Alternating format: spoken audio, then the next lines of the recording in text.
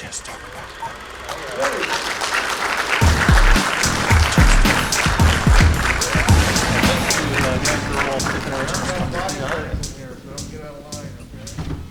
Where's that Michael Myers guy, DB? I'll whack your ass. Yeah, you. Stand up and show him that friggin' shirt. You, stand up, don't be a sissy. I want to clarify for the room, my brother and I, real men, we use a machete, not an Outback steak knife. See how it works? All right. Apologize. Testing 1, 2. You can hear us? Yeah. Hi, guys. Where's the moderator? We don't have one? Hey, what are you doing, dude? Get up here. Moderate. What are you doing in the audience? It's all out of whack now. It's like, damn, I got busted. Sleeping? You watching porn? Okay. Well, if you guys don't know, I'm CJ and this is Ken. Freddy versus Jason, Friday the 13th, part 6. Thank you for inviting us to your house. Yeah, nice to be here. Cheers, you guys. So have you been working on your questions all day? Thanks, man. All right. Thanks for being here, you guys. My name's also Jason, which is kind of crazy, I guess. It's confusing.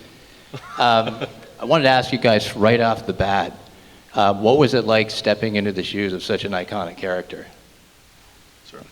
I didn't know there were such big shoes. I was interviewing for the stunt coordinating job, and the producer asked me suddenly if I would be interested in auditioning for the part.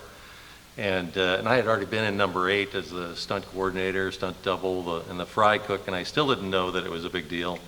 And I really didn't find out until after I got the job, and family and friends started letting me know, hey, you got to check the internet. I mean, this is a big deal. And finally I clued in. And I think where it really hit was Robert Englund and I were doing an interview at a radio station in San Diego. And when I came out, there was about 15 or 20 people who just were there to meet Robert and I. And I thought, okay, this is kind of a big deal. And of course, since then, I've found out that Jason is famous all over the world. You can't go anywhere where people don't know him. And I just feel really lucky to have slipped in there with the likes of CJ and the other guys that have played Jason and become part of the brotherhood. Yeah, for me, you know, I was in part 6, so 6 was kind of a launching platform, a resurrection, so to speak, of misguided part 5 as it was. I mean, you can't deny it. But part 6 was meant to give Jason a new characteristic, and you probably picked up on it and come back to life like Frankenstein. However, you got to realize in 1986, top movie was Top Gun. So at that time, it wasn't as big as you think about it today, nor the iconic version that Ken is talking about for me the last 3 decades. The cool thing about Jason is we may not be an A-lister. If you take a picture of Tom Cruise to India with about 1.3 billion, they'll tell you it's Tom Cruise. You take a picture of Ken or me, they'll shrug their shoulders. But if you turn around to a Jason Voorhees and the hockey mask, they'll say Jason. So you're on the level as, but at the same time, you walk around and you can have a dinner and not be bothered. But as soon as somebody in the room finds out, it's just like tumbleweed all the way through. So, but for me, it's the same thing with Ken. Unexpected. It's an honor to be here and to be part of this ride is very much appreciated. Cool. And what was the best thing about doing your movies, and then the most difficult thing about doing your movies? I'd like to say that playing Jason was hard, but I call it it's a suit. It was a suit job where I've been stuck in a werewolf costume, a robot, a Sasquatch, a million zombies. And actually playing Jason, that costume was so easy for me to put on. And then because it was a really big budget version, they told me I'd be having a stunt double, and which of course was completely unusual to me. And so I got to say it was one of the easiest, funnest, happiest jobs I've had. And Robert Englund was a big part of that. I didn't know him at all, other than how famous he was. And my first day on set, going into the makeup trailer, Robert was there, and he introduced himself, and right away there was just no pretense about the man, and he says, well, we'll be seeing each other for the rest of our lives now, and I didn't know why, and he said, conventions, I'll tell you all about it. So it was a fantastic experience for me. I really, really enjoyed it. And, you know, for me, it was, you know, my resume is about this short compared to Ken's, which is long as his arm, and some of the other actors and actresses that have been involved in the franchise. Mine was just sheer luck, and I mean that sincerely. I've never done a stunt in my life. I'd never been to school. It was a fluke, and, you know, sometimes luck plays into it. The object, once you get an opportunity with luck, you got to perform, you know. If you don't produce, they'll reduce, so to speak. And guess what? I think we did a good job. So doing all my stunts and stuff was part of the requirements. I had a good stunt coordinator that just told me what I would feel when they were setting my back on fire and being underwater, breathing off regulators. You know, going through a door and a wall, I've probably done that in my life in a couple bars. So that was nothing new, you know. This time they were paying me. But for the most part, you know, some people are just amazed that, well, I thought you had done some stunts. I hadn't. I was just maybe a little cocky, just a little bit. And like I tell people in today's element, you know, now when I hit the ground, I don't tuck and roll as good as I used to. I go thump. And then I lay there for about 5 minutes to make sure everything is still movable. It's like, yeah, I got that. This is good. And then I roll myself over like a turtle and get up, you know. But at the same time, I wouldn't change it. I mean, the difficult thing for me wasn't hard at the time. I wouldn't even consider today was 20 feet underwater, breathing off a regulator, and being physically chained down, standing on 2 center blocks, so that I was always centrally located. When every time they take me to the surface and look at a camera, the little lens, and then they take me back down, they put me in the same location. You know, a real chain around your neck, you're not going anywhere, you're signaling for air, and safety divers are coming in and just cramming a regulator in your mouth and clearing it for you because it's nighttime, you can't see, you got one eyeball, doesn't matter, it's black as can be, so you're just kind of going off sound and what you know you're supposed to do with each scene, and as soon as you take a deep breath, put that mask down and go to work for 30, 40 seconds and then get some air. So it was fun though. Now, you recently did the fan film, Friday the 13th Vengeance. What was it like playing in that universe again?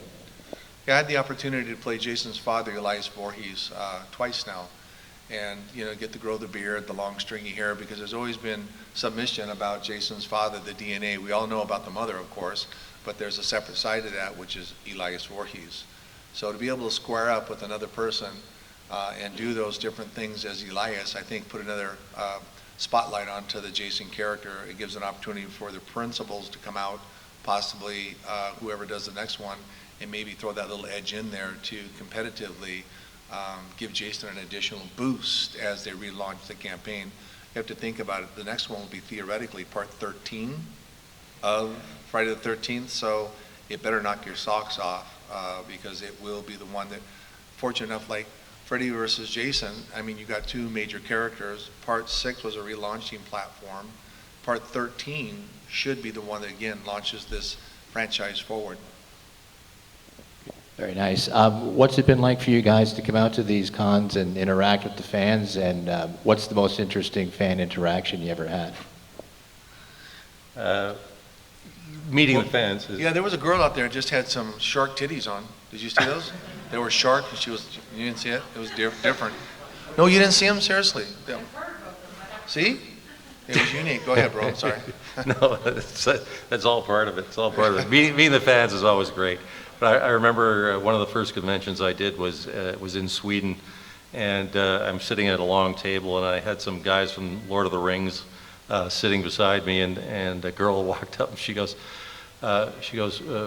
you're going to give me an autograph for free. And I said, why is that? And she goes, because I want you to sign my ass. She drops her pants right at the table, bends over, and everybody shut up on either side. And they just all looked at me, and they go, okay. So if anybody wants a free signature before you leave, just drop your shorts. Right? You know, we've had a lot of things that we signed, and sometimes they come back tattooed on, and that's great. The oddest one I had was a guy dropped his leg. He had a peg leg, basically took it off and handed it to me to autograph. So, okay, it was unique. It was different, and I don't think I've signed anything as unique as that. I mean, there's been some arms and legs and whatever, but at the same time, I think somebody taking their leg off from the knee down and handing it to you on the table. Okay, that takes the cupcake. Yeah. I'd rather sign an ass. Exactly. You know, except for yours, sir. We won't sign yours. Everybody else that's female got opportunity here, but you. I should have stipulated. You gotta be careful, man. This, in today's elements, you got to Yeah, be real specific. yeah. You got to be PC too. Your turn. Wanted to ask CJ, what was it like playing Jason in Alice Cooper's video? What was it like working with him? Yeah, I was really fortunate because, you know, I get to play Jason a different characteristic. I mean, I got a James Bond opening. I get to come back to life like Frankenstein. I get to work with the Hall of Famer Alice Cooper, and I get to wear a Batman utility belt. I mean, how cool is that when you think about it? And Alice Cooper, I had the pleasure of doing a show with him about 3-4 months ago, and do the photo op where I put wardrobe on, and he's sitting on his throne, and then we put the fans between us, which is really nice. Alice is a class act. Unusual story is in '73, I was 16, and my first concert was Welcome to My Nightmare with Alice Cooper. So it was kind of odd in '86 to get a chance to work with him and then see him, you know, every year or so on the road when we do these shows. I guess the only other thing I wanted to ask you is if either of you got offered the chance to come back and play Jason, would you be up for it? I think in a heartbeat, sure. Any of us would. I don't think any one of the guys that played Jason before would say no. Yeah, I mean, it's been, you know, the circulation is out there. I guess my thing would be, I would entertain it sincerely. Two things: I'm not going to space. And secondarily, if I can't deliver a product as good or better, I would consider not doing it, only because I want to do my own stunts. I don't want to rely on somebody else, or at least do as many as I can, if you can appreciate that. But I also want to make sure I can deliver a product, and I think we all would agree we'd love to participate. Number 13 will be an iconic to itself, but I'm going to speak for Ken. I got a feeling if we really can't perform of the same quality as we did in the last one, I don't think anybody wants to embarrass ourselves coming back as an NFL player that should have stayed retired. But you give me a few months and Ken working out together, we could work it out. You know, I mean, we just need to train seriously and focus, right? Sure. Yeah. So I think there's opportunity out there. Does anyone else have a question? Do we need to bring you a mic? Yeah, I got one. You were talking about doing the underwater stunt, gun up for air. I was just wondering your careers. What's the stunt that kept you up the night before that you had to do the next day? Well, me, none, because I was 28 and just had an attitude, so I didn't even think about it. I mean, I'd never done any of these things. For me, it's like, cool. I mean, I think about now being down and having this one little pipe vision of nothing because it's pitch black, a real chain around my neck, standing on 2 center blocks, 20 feet under. I've got gloves on. You're out of air, you're out of air. You're going to panic mode. You're barely going to get the gloves off, let alone get that thing unscrewed and get to the surface. Then it didn't faze me. I didn't even think about it. I wasn't very smart, I guess, but you know, I did have, and he's been a stunt coordinator. I did have a stunt coordinator, Michael Nomad, that I felt very comfortable around and walked me through the process so that I felt comfortable. And the dependency I learned in that movie was of a stunt coordinator's value, the magnitude that it is expected, and if you have the faith between you and that coordinator, that you're going to be fine because they're going to do everything to protect you. With the resurgence of like Halloween and Chucky coming back and like those franchises making big plays coming back, where do you guys feel with the Friday the 13th franchise and kind of the lawsuit stuff going on, and I guess like what can we see Jason in the 13th edition? I think they had to make some horror movies, you know, to do without, you know, another Jason movie. They had to think of something else to do, so they had to make those movies. But it'll be nice once they settle the lawsuits. I think the Elm Street lawsuit's been settled. Am I right? And yeah, right. Yeah, it'd be nice if they, because I think people are dying to see another Friday the 13th or another combination of, you know, Jason versus somebody. So yeah, it'd be nice to get that settled because I know that people really want to see it. Yeah, if I understand correctly, Mr. Miller and Mr. Cunningham have been at war for a dozen years, but earlier this year, I believe Mr. Miller did win, but then Mr. Cunningham appealed. I believe on the 21st of last month, I read an article where Mr. Cunningham's appeal was overturned, put back to Mr. Miller again. Now, that doesn't mean you can't go back and forth and jerk each other's chain for another 5 years, but I think sometimes business people need to remember how they got there to have this argument, and I'm looking at it, you, the fans, put them there, and they better not forget the fans, because eventually they'll turn your back on you.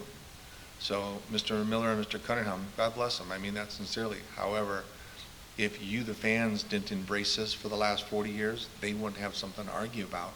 So forget your emotional issues, just put it all in a trust. They get the films out for the fans that have given you this opportunity for these millions of dollars and this opportunity legally to argue. And then once you decide, take it out of the trust. You know, I mean, it's real simple. It's not brain surgery. You know, take care of the fans, make sure they get the films, put it in a trust, and when you're all done playing or one of you dies, because that's kind of what they're waiting for, I guess, then the other person can take it out, you know? But you're the folks that put us up here. So again, like I said, and I know Ken feels the same way, because I've worked with him for many years, we're very appreciative to be up here and for what you do allow us to do to be part of this franchise. Go ahead. Do either of you guys have a favorite Jason kill? I've got mine. What about you? I ain't telling. No, I'll tell. My favorite, my personal one in my film is the back being bent. And the reason for it, there's no blood or guts, you know, no brains, none of that kind of good shit. It's just that cracking of a body backwards. I mean, that's pretty powerful shit. And I find that just really just gross. I mean, just think about them regurgitating, just pop. I mean, just, you know, forget pulling out spines and heads and all. It's great, don't take it wrong. It's a horror movie. But I just think that's one of those ones you just kind of go, snap. Shivers, man, up your back. Yeah, I think I like mine for the same reason. It's just unexpected, and that's the scene where the guy's in the bed and Jason comes up and he stabs him with the machete, and you expect that, and they cover that real well, and you think it's over, and then you fold the bed in half, and it's just like, you know, so unexpected. Just like, whoa, that was cool. Just seal it with death. Yeah. Yeah, that was definitely my favorite. See, we're all up here talking, yeah, that's cool, man. That's the other, you guys are going, damn, these guys are real sick. That's why we got the parts. Go ahead. So you mentioned the James Bond opening. So when they did that, they said they weren't going to do it like that. How do you feel about that? Well, I mean, to be fair, I'm an employee. I didn't even think about it. What do you want me to do? They were paying me, right? So, I mean, they could have told me to kill you for real, and I said, give me the money. I didn't think nothing of it, to be quite honest. I mean, James Bond is even, you know, 35 years later, just as popular of that opening scene, walking through bang, bang, bang. In this case, when they did it, I thought, well, that's original. I mean, again, it's one of those substances in my film that you can go, wow, that's different. I'm very proud to say Alice Cooper was in it, which puts it in a different, you know, he's working with himself and with Robert, and it puts him in a different elevation than the rest of us. But mine is, you know, number one, you got that James, but you all got Alice Cooper. So we each have our specialty. I mean, I'm not, like I said, I'm not going to space, you know, so I mean, but there are some things you can look back and go, that was cool. I never dawned on me at the time, again, doing the film. It was my first time I've ever stepped on set, and I was just a soldier following out the mission. That was perfect. Nice of you to stay with that Halloween shirt on. Hi.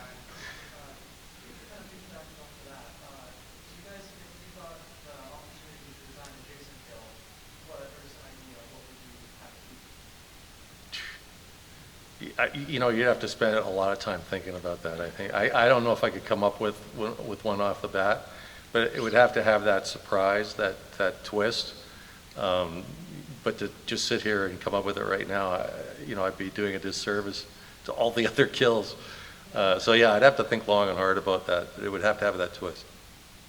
You know, and I agree. I mean, you have to have some originality, and we all seen hearts come out, heads pop off, you know, legs pop off, but you know, something original. I don't know if it's grabbing a person both arms and jerking them out of the socket right off, and you know, hand with two hands, arms. I don't know. I mean, But there are some kills that have not been done well in other films. It could be done better.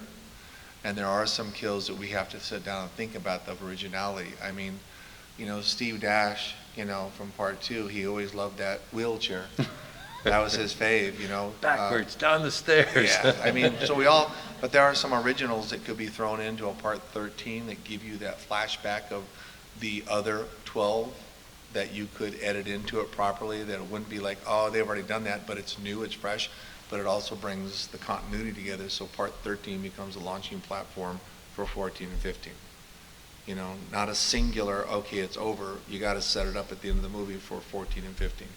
And if they start thinking a little more like a Harry Potter concept and putting these together with uniformity, it'll actually make it a little better instead of, in my opinion, and remember, I'm an outsider looking in, so I have an opinion like an ass, everybody has one, right?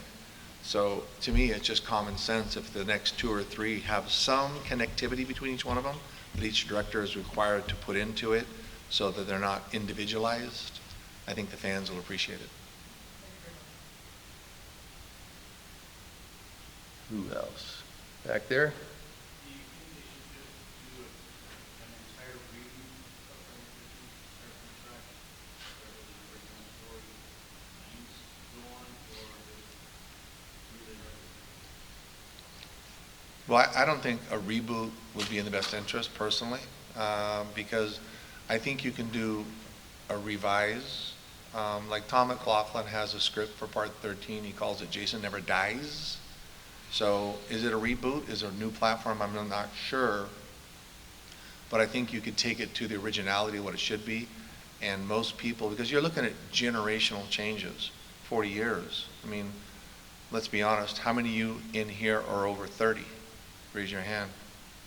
How many of you are over 40? Take a look at your odds. You've got about an 80% that never even saw the first one, theoretically, because they weren't a kid. The ones that are barely 30, their mom and dad were making love when I was making a movie, and here they are franchise fans now. And there are young folks that come up, and y'all know this, you've seen it, that are 7, 8 years old. So I don't know if you have to go back and reboot and lose the originality, or try to combine the two and put a script together that connects all of them. I mean, people have talked about having all the Jasons that are still with us have a part in the next film where we each are, I'm a bus driver, I get whacked, but everybody gets to see who I am. Once I'm whacked by whoever the new Jason is, you know, that person's taken the throne. You take a look at Ken, if he's not the Jason, he gets whacked.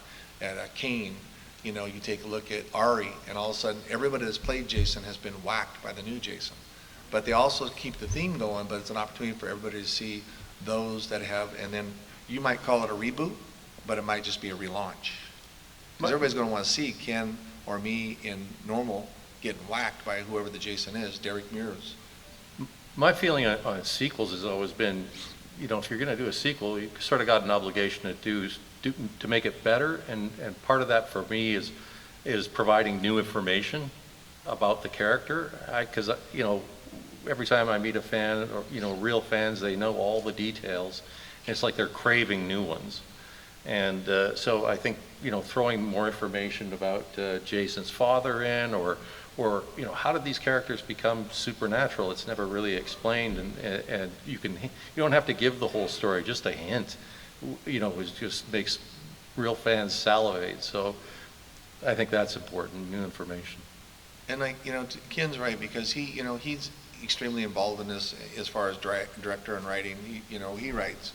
So he's being honest when he says he'd have to think and sit down because he's meticulous. You know, I fly by the seat of my pants because I don't have his experience. But what he's saying makes logical sense, to really sit down and then connect all the dots.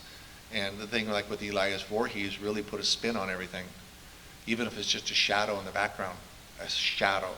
But you know it's an outline, and that's Jason's father back in the back of the woods. It starts people thinking, oh, where are we going with this? Rather than where have we been, okay? So we'll see what happens. Well, there's a new Jason that comes in, like a new actor that comes into the costume. Is there ever like a passing of the torch, or like do you guys kind of like talk and like, hey, this is what works, this doesn't work, type of deal? No, we beat his ass. It's like being jumped into a gang. Yeah, I didn't mean to jump in there. Go ahead, bro. No. I don't know. We never have dialogue per se. I mean, Derek Mears did a wonderful job. I know he was slotted to do another one a few years back that fell through with the legalities that fell out. I don't think there's ever a choice. Again, you got to remember, we're the quarterback.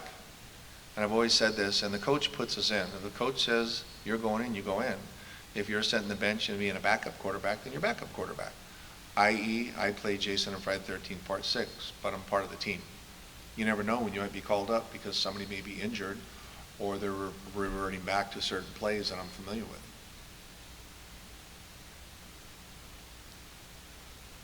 Yes, sir.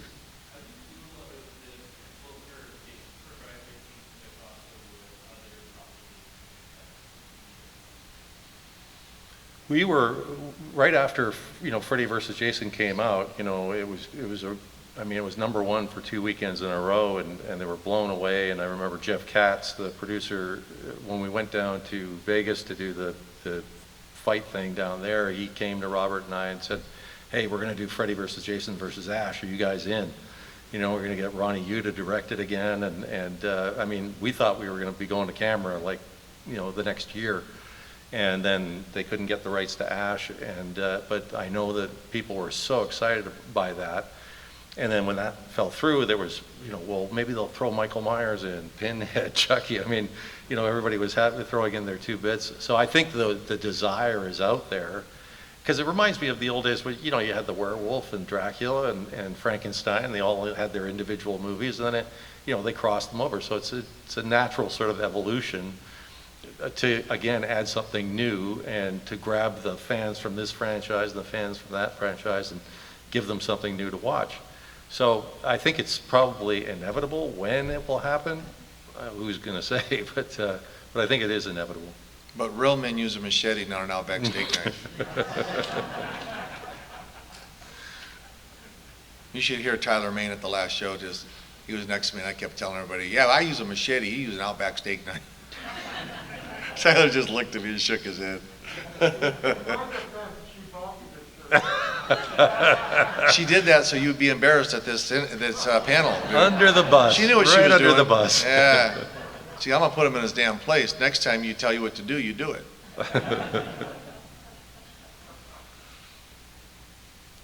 Who else? Go ahead. Odd question. What is your least favorite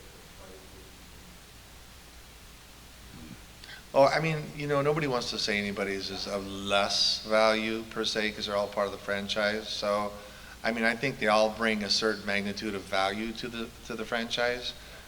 What would be least or more, or in my opinion, is just that, like an ass. Everybody has one. So the value would be. We all can probably. I'm speaking for King. Can gradually say 5 was a little weak.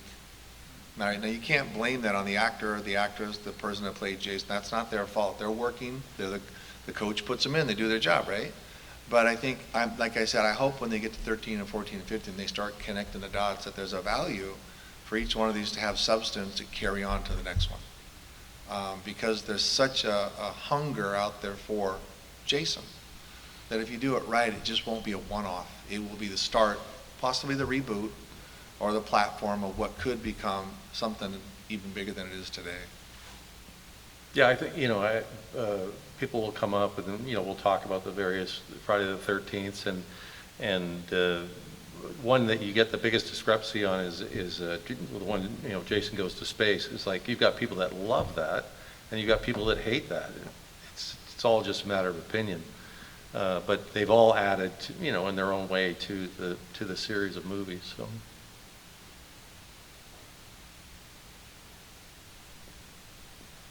You got 2 guys back here. The Freddy versus Jason went through like 10 variations of the script. And so that would have been the writer's choice, as far as I know. And, it plays off. They had to find a way to make Jason strong, make Freddy strong. Freddy gets Jason in his world. He's in control. Jason gets Freddy into the Camp Crystal Lake, and he gets in control. So again, that's.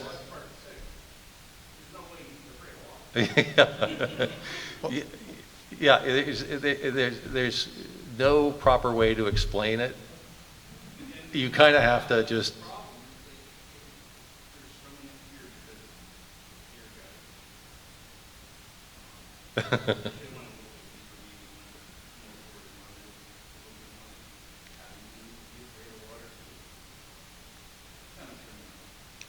Well, that's kind of, you're right. You're 100% right, and you can't deny that. And that's where, unfortunately, I don't think through the first 6, 7, or 8 of them that we as a franchise had any idea of 40 years later we'd be having this conversation. It was a 1 off, a 2 off, a 4 off, a 7 off. And now, 12 into it, you go back to, like I said earlier, kind of wish you had thought this through entirely like a Harry Potter story, from conception to birth.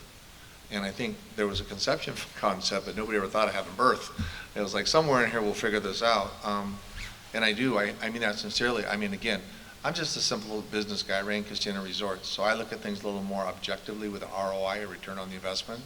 If I was able to put 3 together right now with 3 different directors, 3 different scripts, and make sure the scripts connect, I'd use one Jason and shoot them all, get them on the shelf, liquidate one, put it out, put the other 2 on the shelf for the next 2 years, but their connection from each one of them would already be done under one umbrella. But not with the same director, but there would be that connection. It leaves you hanging on this one to go to the next one, and then the next one. By having 3 on the shelf, we can get everybody brought back under the same umbrella, where there's not a discrepancy, as you indicate. And that, as you may call it, a relaunch or changing of the platform.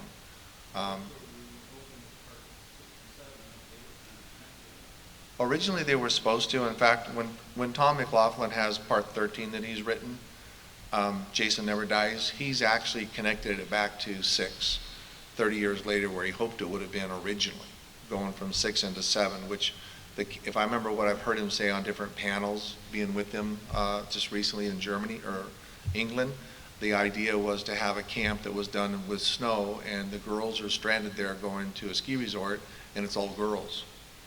And of course everything is a bloody mess because of the red and white. But it's Jason Never Dies. First one, Jason lives, Jason never dies. So there was a connectivity to resurrect into that direction. And then you could do the spin-offs into Jason versus Mikey, Jason versus Freddy again, or whoever you want to do. And you let them know that it's part of the franchise under a different umbrella. Okay? And that way you as a fan won't have to come away with a little bit of a disappointment or an undertone, so to speak, right? It'll never be perfect. We all know that. We just do the best we can to get to a satisfaction that we can all agree upon. My name is C.J. Graham, and I'm running for Congress. Oh, wait a minute. I'm in Canada. What do we have up here? Parliament. I'm running for Parliament. Is Parliament? Am I right? Parliament? Parliament, sure. I'm running for Parliament. Hey. Trust his smile. The Prime Minister, is that what it is? I apologize. I didn't mean that. Prime Minister. Thank you very much. What? And how you doing? You're in. Can't we all just get along? Go ahead. You guys have a favorite horror movie? What's yours? Well, I'm old. I'm 64, guys. So let's play our cards on the. I'm an old Universal, Frankenstein, Boris Karloff, that type of era. I love seeing, the Mummy, the Werewolf. That's my era. You got to remember, 74 I was in the military, so I'm an old fart. So I still think of the black and whites and how they were performed and put together with the simplicity, but still at the same time the originality, because that was a lot of work for those actors and actresses to do their own makeup and what they did under those pretenses back then compared to today. So today, listen, I love franchise that are out there, Fast and Furious, but how many times can you jump out of a plane, land on a tank, do a backflip, pick up a 50-gallon, blow everybody away? There's limitations here, okay? Jason standing outside your door, I can fuck you up, all right? And that's something you think about, My wife asked me, what do you want? Like I said, I'm 64. I said, I'm in the last 10% of my life. She goes, well, you're a vet. Do you want to be buried in a veteran's place? I said, no. She goes, why? Well, someone's going to dig Jason up. You ever thought about that? Some sickos will say, that's Jason Voorhees. I'm digging his body up. I ain't going to just fire me up and burn me. I'm good. It's a true story. I'm not lying. Because I'm a vet. Should I go over there with the white stone and yada yada? And now, baby, because somebody's going to say, we're digging him up. and I'm maybe part of a fraternity or something. You know, am I right? Yes. So hell no. So just burn my ass and let my ashes go. I think I was raised. How do you top that one? I don't know. Sorry, brother. It's hard. I was raised Roman Catholic, and altar boy and all that stuff. And so when I saw The Exorcist, it scared the shit out of me. And he still played Jason. Yeah. But I also love Jaws, which it's a horror movie. It's the monsters out there, and to this day, if I'm out swimming in the ocean and stuff, that crosses my mind. Yeah, I don't even go out there no more. Yeah. Is there anything that scares you? Ooh, me? Either. He's a badass. Don't worry about him. He ain't nothing as good as man. Yeah, I'm sure, I've had to work with animals and tigers and baboons and elephants, and you see how fast they can really screw somebody up if they ever want to. I know working on sets where I've had to do that, and I think that's what I've been my most worried is because one chomp and you're done. An elephant swats you with his trunk, and you're done. Baboon, they've got teeth as big as your fingers, and they're 10 times stronger and faster. So yeah, that's a bit freaky. And for me, and like I said, kudos to Ken. His resume is as long as his arm. Mine is limited, but as a personal individual, anything that I can't fight physically, hands-on, paranormally, in other words, I ain't messing with it. Because if I can't see it and I can't try to control it, I'm getting the frig out. So if there's shit floating around in here and I ain't figured it out yet, I'm gone. Because I like to touch it, feel it warm and fluffy. If I can break its neck, I'm good with that. I'm still healthy. But if I can't get a grip on it, I mean, even with a baboon, I don't want to fight a baboon. But at the same time, at least I got a chance. Something I can't figure out floating around like, Linda Blair floating in the room. I got problems with that. All right? I'm out of here. True. Seriously, bro. So I saw her float. But I never worked with the animals like my man did. Like I said, his resume is just huge, and kudos. But yeah, man, that's spook. Back there, yeah. It's interesting. A lot of folks don't know I played Hell Cop on Highway to Hell because it never got a national distribution. It was made by Hemdale. Hemdale had it ready to go for distribution. In fact, I have a bunch of the original posters that were supposed to go out to the movie houses. Unfortunately, Hemdale bankruptcied in '91 and never got a distribution. I think it would have been an interesting character. Christy Swanson was in it, Chad Lowe, Patrick Bergen, opposite of Sleeping with the Enemy with Julia Roberts. You guys ever heard of Ben Stiller? He was in it for like 4 seconds, maybe 5. And I think it had an unusual characteristic. I mean, there was 5 hours worth of prosthetics in that. I would, again, the same thing as I said about Jason, if there was opportunity, and I could give you a product of quality, yeah, because I'm the same physical structure. I'm still 6'3", 250. I mean, sincerely, I was a 33 waist. I'm a 36 now. Other than that, 250. It is what it is. Pardon me? No. So, and it's a good film. I mean, it's unique. Lita Ford is in it. It's got a whole bunch of characters in it and stuff that it could have been. But again, it never made the distribution. My understanding is it sat on the shelves for, I think, 2.5 decades before MGM UA bought the library. And now I believe it's out on a Blu-ray and stuff. And every once in a while I get a check for it, because it played somewhere. And so I'm like, great. But a lot of people don't know I played Hell Cop, but they always, when they put 2 and 2 together and they see the physical structure, they go, that's him. Same walk, same no talk. So.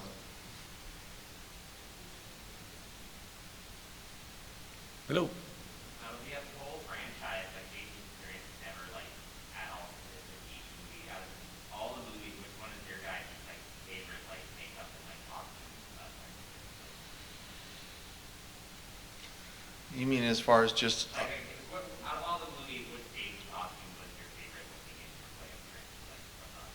Well, I think the one from part 3 to part 4 to part 6 to Jason versus Freddy, of a very similar characteristics. The only thing I think he does differently is he puts on a field jacket, which is, if I remember correctly, military issue, Vietnam era, where I was.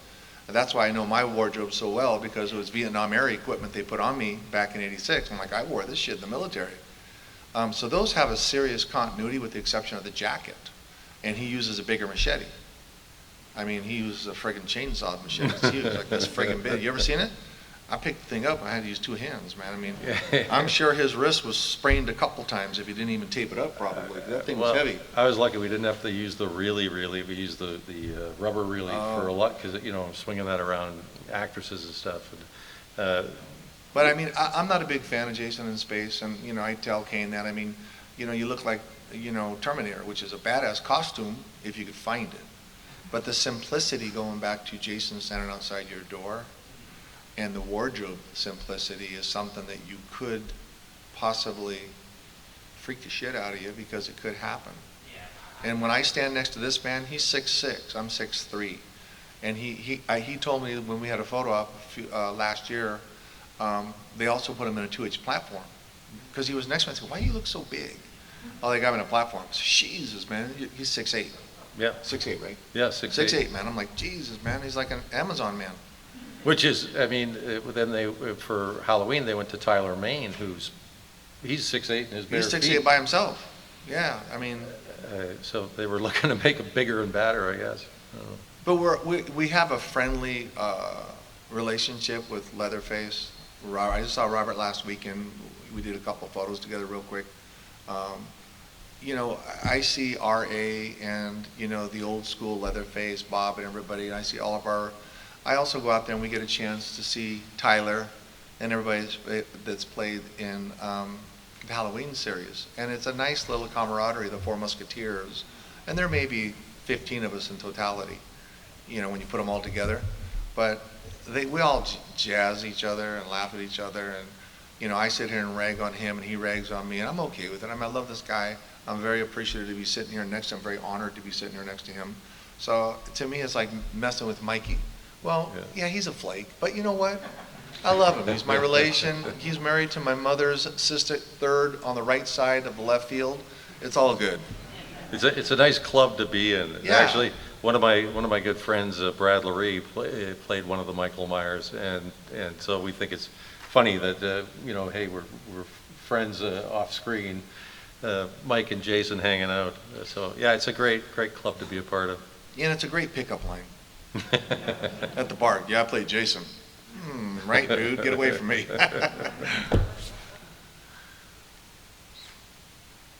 See a couple hands back there. Yeah, you know, I was really hoping I'd get to do another one. There's some more character things that I wanted to throw in if I got to do it again. Actually, I don't know, not a lot of people know this, but in Joyride 2, I doubled Rusty Nail.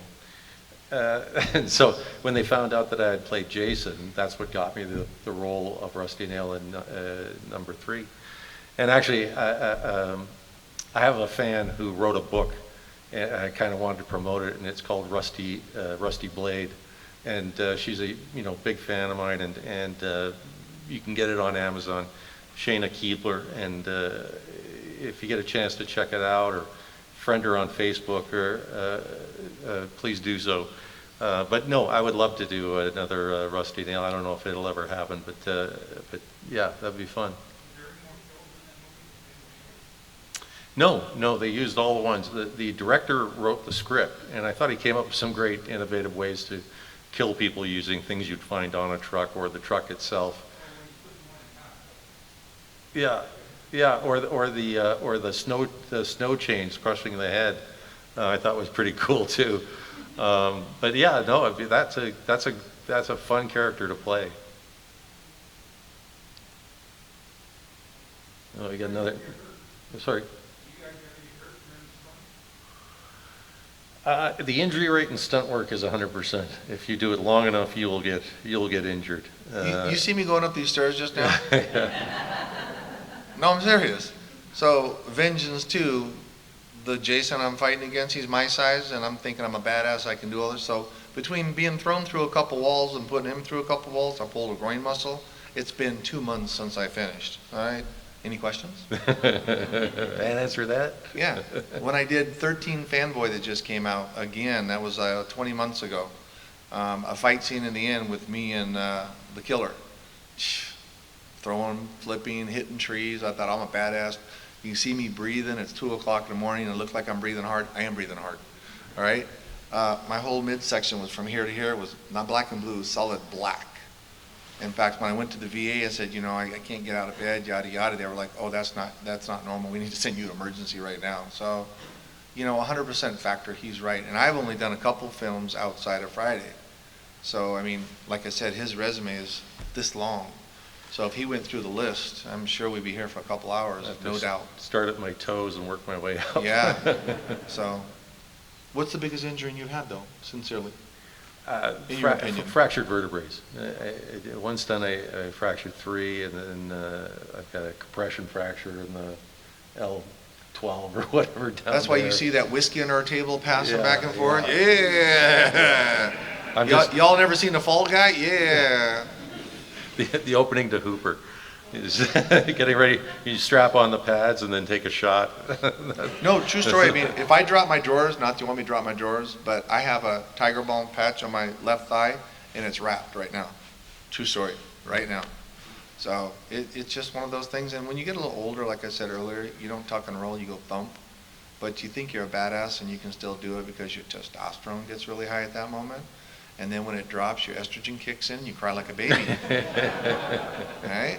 And I'm not lying, because it hurts going up and down those stairs. Good answer, huh? Yeah. No vertebrae, though, man. That's the scary thing, man. You could hurt bad. Yeah, you got to hope that forever. Medicine's a science, and so you're hoping that you know they'll keep progressing, developing new techniques.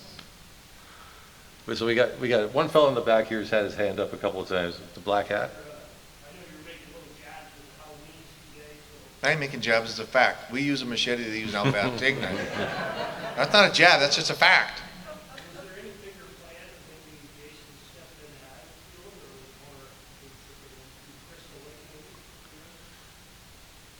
What's the question?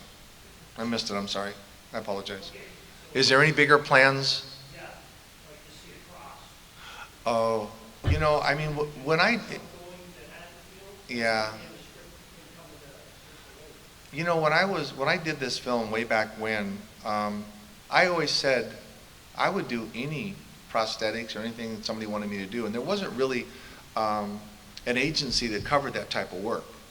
You know, it was just random stunt people doing things. Because I always said it, you know, my size, shit, I'd love to play Freddy back in '86, or not Freddy, excuse me, Michael, or come back and do a Leatherface or something of similarities. I don't care if you put horns on me.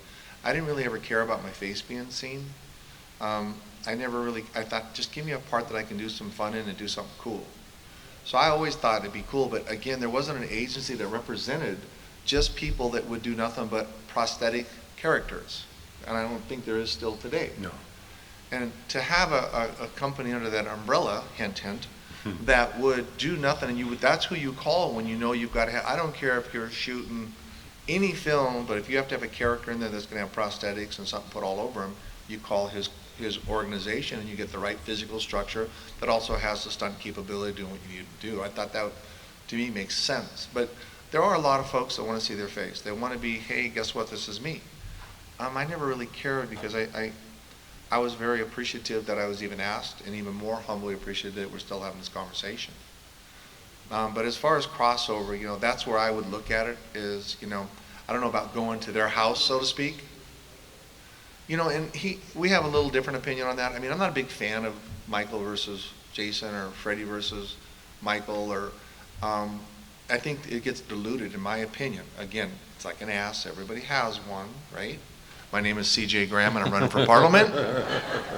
But I mean that respectfully, because I always like to see, you know, Predator versus Alien was cool, but I want to see all Predator personally. I want to see all Alien, and I don't want it to get diluted where the script gets a little convoluted and you get a little crossed over too much.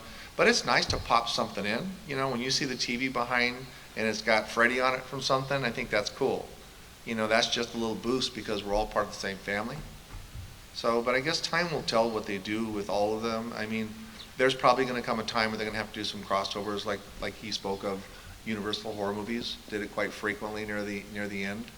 But I think there's still room for 2, 3, 4 individualized before they really start doing the crossover. But that should be part of the proactivity of thinking forward versus the reactivity. Let's think forward 3 or 4 films and see how they can intermingle at a certain point. And then it becomes part of it. Okay, I got an idea, I got something's going to happen, and we start playing it off that. Before you know it, you got a marketing storm. So, but I'm just a simple casino guy. What do I know? I think Jason versus Michael Myers would be like Battle of the Mimes. You need Yeah. you need somebody in there to say something. But I think there's opportunity if the script is written correctly with people misinterpreting what they see, be it Jason or Michael. And, no, we had a machete. No, we had an Outback steak knife. I can see there's confusion among the police reports. There's ways to do these things. It's just sitting down and, figuring out, like you said, what kills would you do? I know Ken worked as many films as he has. He could sit down and put a damn script together. It wasn't just throwing mud at the wall. There'd be some friggin' cool kills that may or may have not been done at this stage, or may have not been done as well. There was a scene in Vengeance where, I shouldn't say that, but yeah, I can.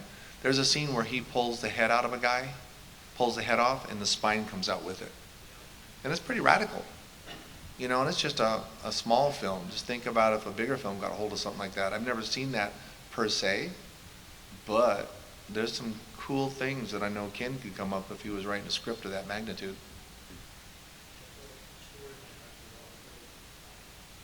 Yes, sir? Hand up. Peace. Me? I read an article about a famous stunt guy named Hal Needham when I was like 11 years old. And I loved movies and television, and I loved action, and I just sort of tucked that away in my head. And then when I was in university, I had switched from playing basketball to football, blew my knee out right away. So my sister was living in Los Angeles. I went down to visit her. She was living next door to the property master on Fall Guy, the old TV series, and he introduced me to a stunt guy that worked on the show. He gave me the phone number of another stunt guy in Vancouver, where the stunt work was just in its infancy kind of thing, and I was still in university. So when I came back, I made a phone call, and I think it was less than 2 months later, I was working on Superman 3, doing my first stunt. And, for me, like I said, I didn't go there to be an actor or a stuntman. I was running a nightclub as a general manager in Los Angeles. I actually went to LA to entertain LAPD or the Sheriff's Department. And, got an opportunity to go down and meet Frank Mancuso at Paramount Studios from the Friday the 13th series, and honestly, the rest is history. Luck.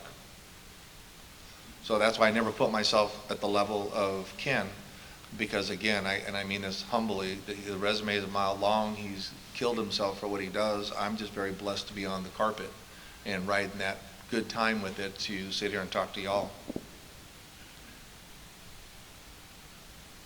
Way in the back.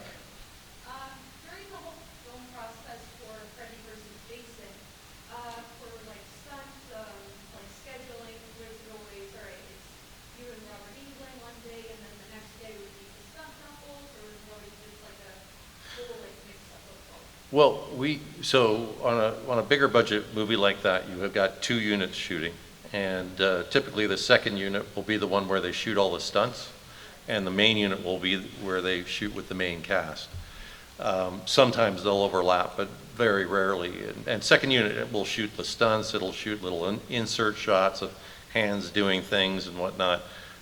So when I found out I got the job, the only stunt I really wanted to do in the movie was the fire gags in the cornfield, because to me, I saw right away the way it was written and everything that it would be nominated for a World Stuntman's Award, and it deserved to be, and it should have won. Glenn Ennis, who actually did that sequence, had never done a fire gag before, and he got that sequence is actually made up of about 8 different burns. And the movie that won was Last Samurai. And if you watch Last Samurai, there is a big fire sequence, but it was mostly CGI, where they had the guys were partially on fire, little burns on their arms or their legs or something like that. And here's Glenn fully engulfed for 8 burns, and he didn't win. But no, you know, that was the one stunt that I really wanted to do. But funny enough, so the last day of filming, we've got main unit, second unit shooting on the lot, and Glenn was in the right costume for the hand coming out of the ground, and I was in the right costume for when the van flips and Jason goes flying out the back. So they came to me, and they said, "Oh, Ken, you know, you're in the right costume to do the fly out of the back of the van.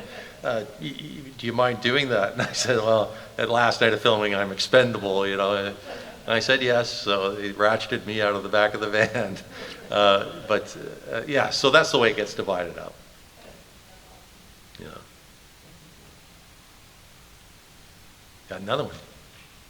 Go ahead. Are there many, like, gag reel moments or laughable moments behind the scenes in horror movies? You know, I'm sure. Prop fails and you, like, laugh or you fuck up real bad. Yeah. There always are, whether or not they put them on one reel or not. You know, there was a scene in Freddy vs. Jason where I break through this wall and I ended up stepping in this wooden box. And so I'm break through the wall, my foot's in the wooden box, and start dragging it around the room with me before I knew it was there, kind of thing. So they could have made a gag reel out of Freddy vs. Jason, and I'm sure the movies you've worked on there, you know, there's always usually more than one take, and it's because somebody slipped or fell or blew a line or said something the wrong way. I mean, you know, the one thing about the side of doing the stunts is if you get it in one take, you're a hero rather than a zero, because a retake costs a significant amount of money to reset the gig, be it the wall, the door, whatever. So if you can get through one time, snap. But I think the biggest challenge you see wasn't really me, because I didn't say anything, was the actors and actresses when they would just freeze on themselves, because I would come at them in such a fierce approach that they lost concentration. Because, I mean, for those of you who took photo op today, I mean, when you walked in, how many of you stood there and paused for a half a second, looked at me, because the original force of going, damn, now it gets real, you know? So I think there's always something out there, and you see the reels of people, that happens all the time. They start busting up at each other, and somebody can't get it together. Before you know it, somebody's farting, and then they're off and running, and then it's 30 minutes to get all the cats back together, because they're everywhere. I mean, is that true? I mean, just Yeah. So mine again, I didn't have to say anything. I just had to be there. But I do remember a couple times that a couple of the ladies lost their words. It's interesting. I will tell you that, a funny thing, if you want to know something that's kind of odd, there was a scene where the girl was going to come out of the window, and they're trying to figure out how to rig her to come out of the window and leave her shoes behind. And she did a little thing. I mean, buck 15 maybe. And I'm like, well, I asked the stuntman, I said, or the stunt coordinator, I said, Mike, if she's okay with it, I mean, I'm wearing gloves, I can put my hand in her crotch, just like that, and she can put her hand, because all they're shooting is the back of her legs, and I can just pull her out of the window. So I just met the lady, hi, true story. But I mean, I'm wearing a glove, and you don't want to adjust, you won't hurt nobody. I mean, there's a sensitivity here, boys and girls. That's Think where about Trump this. got it. Yeah. But, and floop, she came out, man. One take. Just so you know, we didn't have to retake that one. But you think about it, it's kind of odd. You meet a girl and you're throwing your hand in her crotch to take her out of a movie. But I could do it without having rigging stuff. I mean, if you can take a shortcut and everybody's safe, again, and Ken and his people in the stunt business have taught me that everybody's safe, let's roll. So, yeah.